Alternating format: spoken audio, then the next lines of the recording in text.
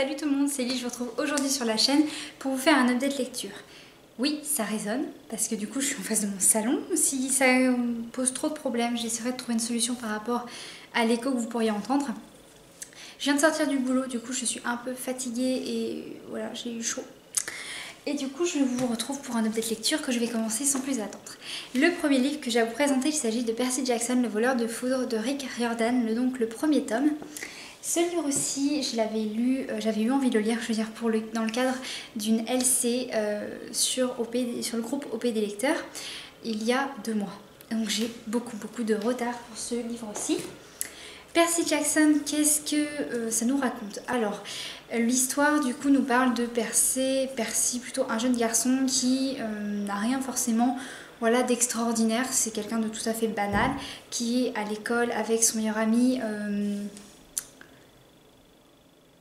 je ne sais plus comment il s'appelle, et en fait du jour au lendemain sa vie va basculer parce qu'il lui arrive pas mal de problèmes, il y a des monstres qui sont après lui, il découvre que son meilleur ami n'était pas tout à fait humain, il est à moitié bouc et il doit aller de toute urgence dans une école très protégée, et quitter sa mère, quitter tout ce qu'il connaît.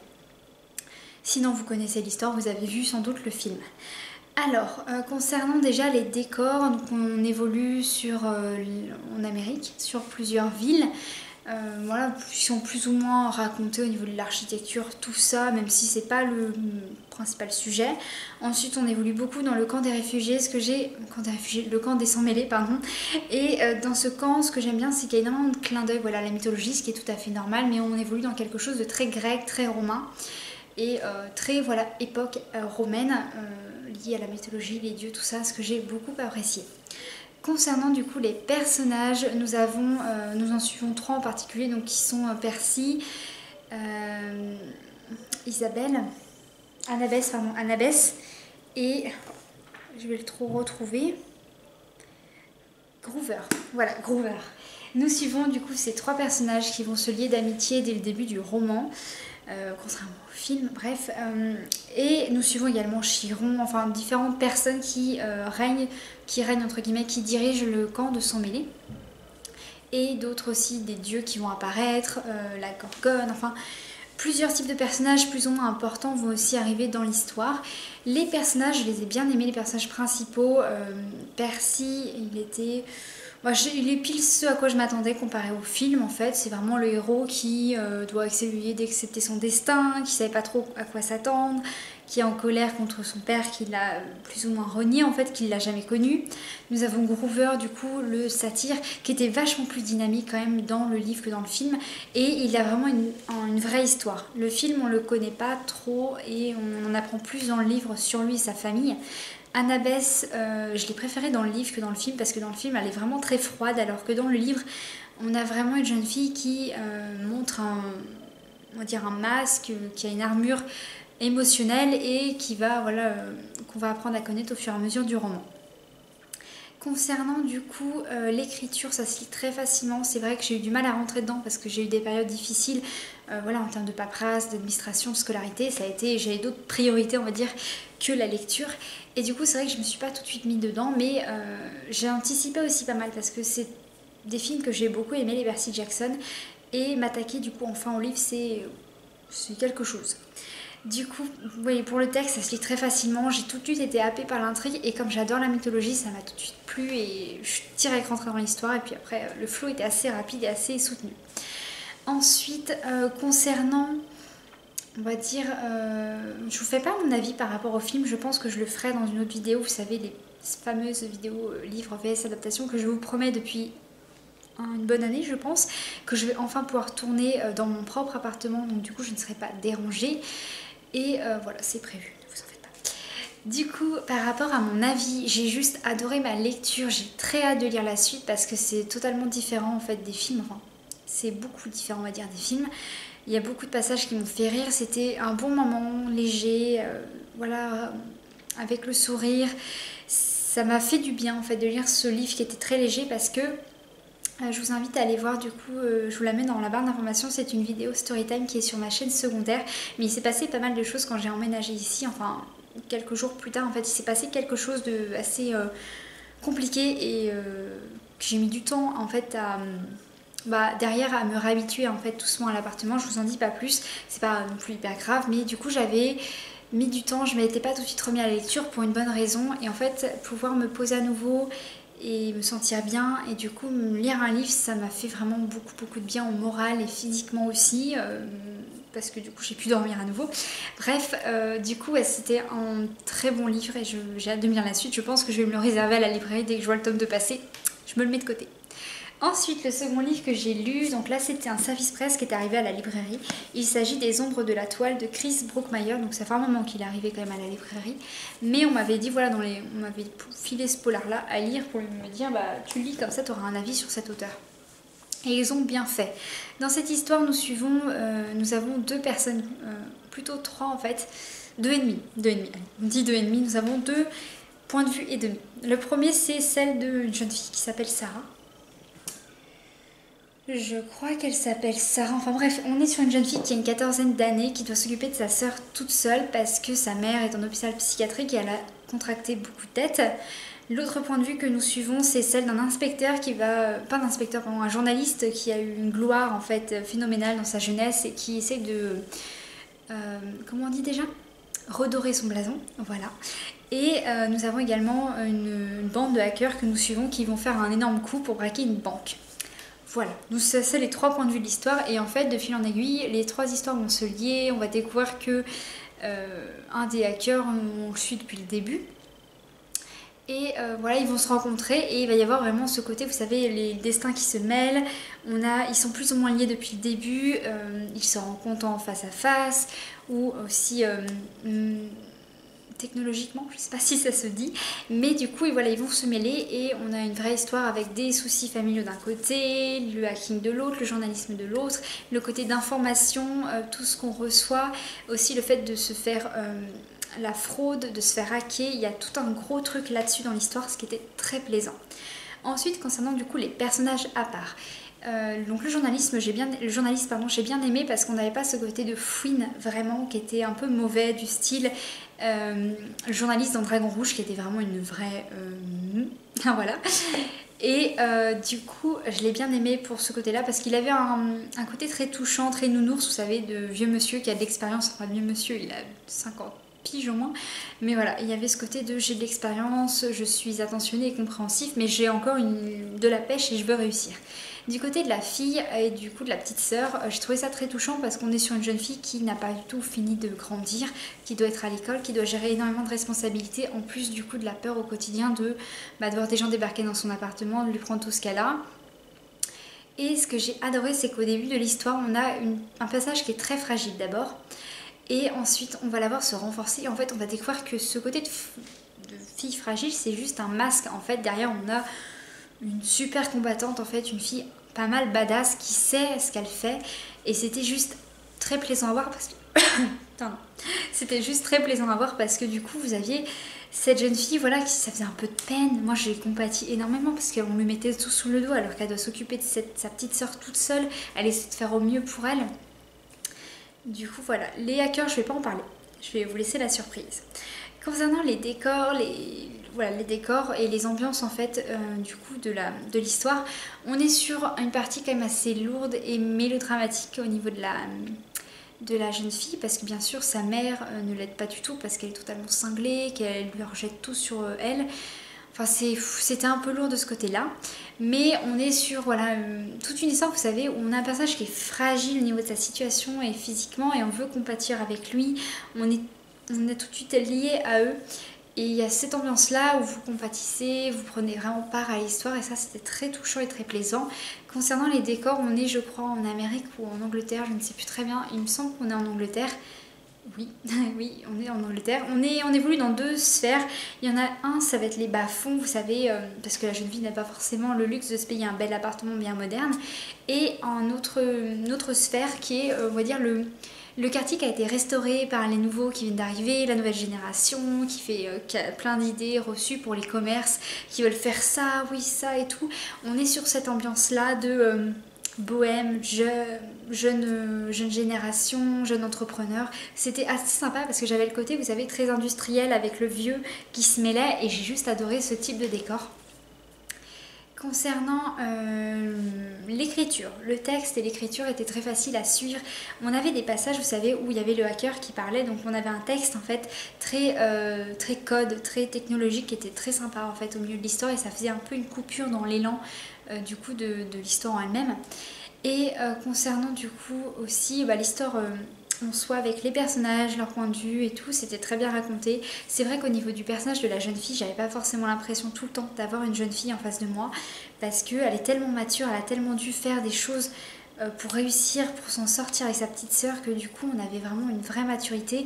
On avait une adulte en fait en face de nous alors qu'elle n'avait que 14-15 ans. Et du coup par rapport à mon avis, j'ai juste adoré ce livre. Je m'attendais pas à autant l'apprécier. Ce qui m'a surtout marqué dans l'histoire, c'est la maturité de la jeune fille, parce qu'à un moment donné, elle rencontre du coup le journaliste, et ils vont devoir faire équipe. Et comment vous dire qu'on a l'impression d'avoir deux coéquipiers. On n'a pas l'impression d'avoir une enfant qui est avec un adulte. C'est juste génial, très intéressant, très happant et très intéressant à lire, je l'ai déjà dit. On sent la fatigue de la journée. Désolée du coup si vous entendez le bruit pendant que je parle. Brookmyer, oui, cet auteur, ce qui est marrant, c'est que j'ai une personne qui l'a pris à la librairie tout à l'heure, du coup j'en ai discuté avec lui. Et il a fait plein d'autres livres, donc je pense que je lirai d'autres livres de cet auteur, parce que j'ai bien aimé son style. Et c'était très rapide à lire en fait, malgré qu'il fasse quand même, que ce soit un beau bébé. Hein. Le troisième roman dont je vais vous parler, il s'agit de The Essence of Darkness de Tom Clearlake. Vous l'avez déjà vu passer sur la chaîne, sur le blog, sur Instagram, sur Facebook. Bref, vous le connaissez maintenant. Et du coup, l'auteur m'a envoyé la version du coup traduite en anglais de son livre, et j'ai pris beaucoup de plaisir en fait à le découvrir sous cet aspect-là.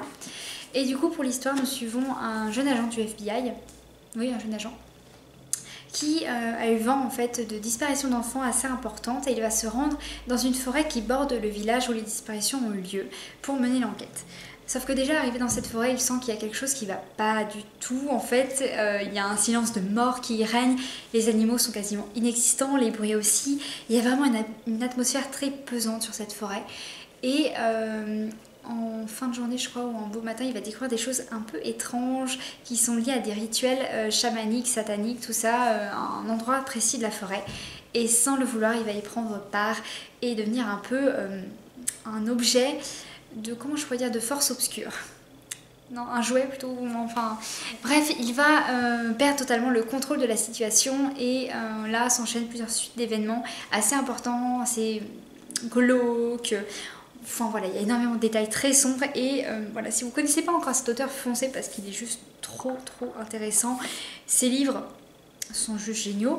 Moi j'ai plutôt aimé Avide de lui, mais les trois livres étaient super bien écrits. Celui-ci est un peu plus dense que les autres, mais le côté en fait par rapport à la traduction, si ça vous intéresse, oui, de le lire en anglais, parce que c'est pour ça que je vous en parle, eh bien vous pouvez foncer si vous êtes déjà habitué à lire en anglais. Là l'anglais est assez dense, assez on va dire assez informatif. En fait, on a beaucoup de lexiques qui sont utilisés, enfin de champs lexicaux différents qui sont utilisés, et faut déjà avoir une bonne connaissance de l'anglais, je pense, pour y foncer, enfin mais c'est même sûr.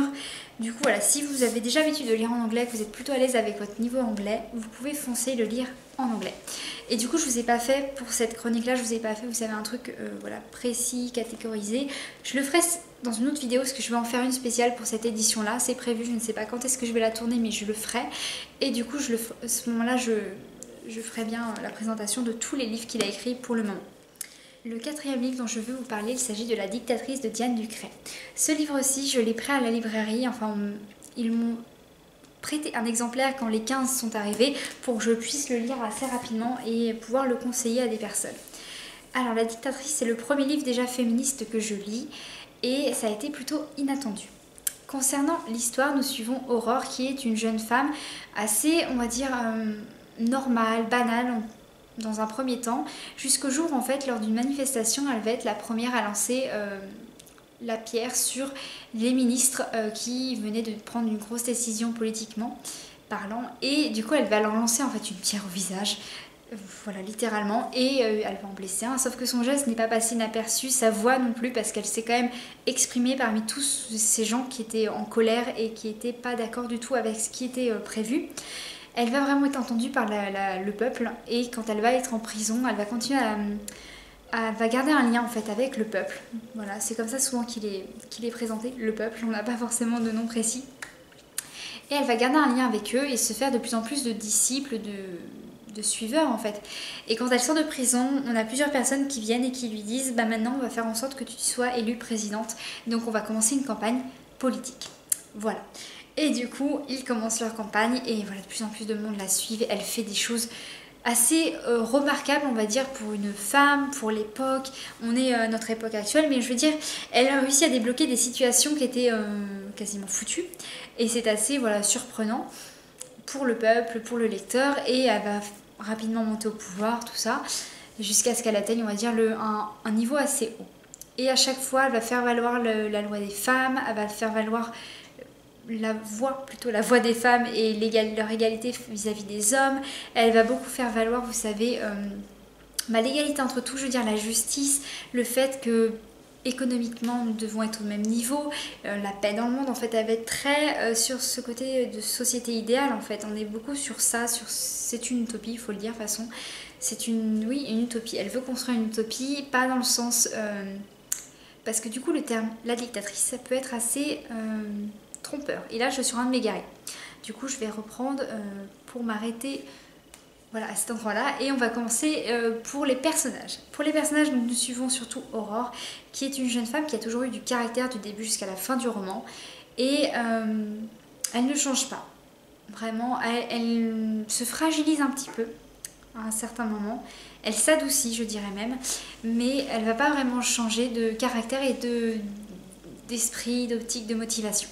On suit d'autres personnages qui, on va dire, qui j'allais dire pullulent, mais c'est pas très beau comme mot, mais qui gravitent voilà, autour d'elle. Et ils sont plus ou moins importants, bien sûr. Il y en a qui prennent voilà, quand même une place assez particulière au sein de sa vie. Et sinon, j'ai rien d'autre à dire sur ces personnages parce que je me suis surtout concentrée sur Aurore. Ensuite, concernant le décor, on est sur la France, sur l'Europe. L'Europe est vraiment très présente et très, on va dire, mise sur un piédestal parce que c'est ça qui est important. En fait, le décret qui devait être voté à la fin, c'était pour abolir, vous savez, les décrets entre la France et l'Allemagne qui ont été faits pendant les guerres, tout ça mondiales. Et c'est pour ça que l'Europe est vraiment mise en avant là-dessus.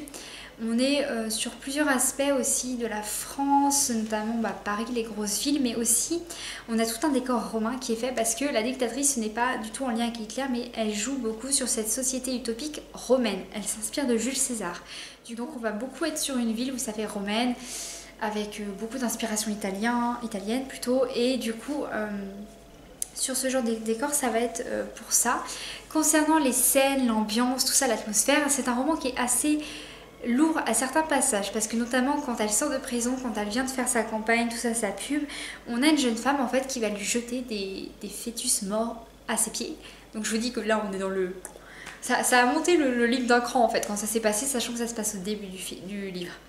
Et tout ça parce qu'elle a posé une opinion en fait sur le fait d'avorter. C'était juste pour ça qu'on l'a incendiée. Et elle a eu une réaction tellement magnifique à ce moment-là. Mais bref, du coup, elle n'est pas contre ni quoi que ce soit. Enfin, je ne sais plus très bien, mais elle a eu une très belle réaction vis-à-vis de son opposante. Mais vous voyez, on est sur une atmosphère qui est assez lourde au niveau des a priori, au niveau des jugements, du caractère, parce que le peuple en a marre de la société et il veut vraiment changer. Donc on est sur une ambiance un peu sous tension, avec une possibilité de changement, que ça s'arrête, que ça s'allège. Donc c'était, à des moments c'était lourd, mais à des moments c'était vraiment très léger, c'était agréable à lire.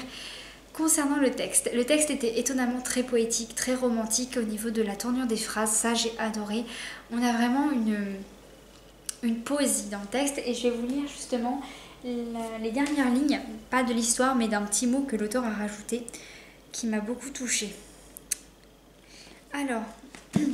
Je voulais juste les trois dernières lignes, pardon. Les papillons se sont hélas tous envolés. Je vous en prie, que mon témoignage ne soit pas inutile, souvenez-vous de moi. On est vraiment sur quelque chose de poétique, de romancé, de juste magnifique au niveau du texte. C'est très facile à comprendre.